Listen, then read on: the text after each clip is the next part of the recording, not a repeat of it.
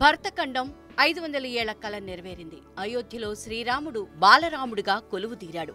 ఈ మహాక్రతువును యావత్ భారతావని వివిధ మార్గాలలో వీక్షించి తృప్తిగా ఊపిరి పీల్చుకుంది. ప్రతి ఇల్లు రామయ్య తండ్రి తమ ఇంటికి తిరిగి వచ్చాడనే భావనతో పండగ చేసుకుంది. తన బాలచంద్రుణ్ణి ముద్దు రూపం చూసి భరతమాత మురిసిపోయింది. జనవరి 22 సోమవారం మధ్యాహ్నం 12:30 అభిజిత్ లగ్నంలో బాలరాముడు అయోధ్య గర్భాలయంలో ప్రాణం పోసుకున్నాడు. ఈ 84 సెకన్ల దివ్య ముహూర్తంలో ప్రధాని మోదీ విగ్రహం కళ్లకు అచాదనగా ఉన్న వస్త్రాన్ని తొలగించి బంగారంతో చేసిన చిన్న కడ్డీతో శ్రీరాముడికి కాటుక దిద్దారు.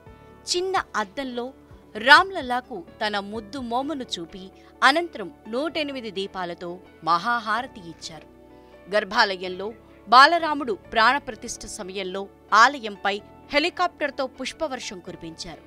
25 రాష్ట్రాలకు చెందిన వాయిద్యకారులు 2 గంటల పాటు మంగళ వాయిద్యాలు మోగించారు. వివిధ రాష్ట్రాలకు చెందిన 14 జంటలు కర్తలుగా వ్యవహరించారు. ఈ కార్యక్రమంలో దేశ విదేశాల్లోని అత్యంత ప్రముఖులు, స్వామీజీలు 7,000 మంది పాల్గొన్నారు.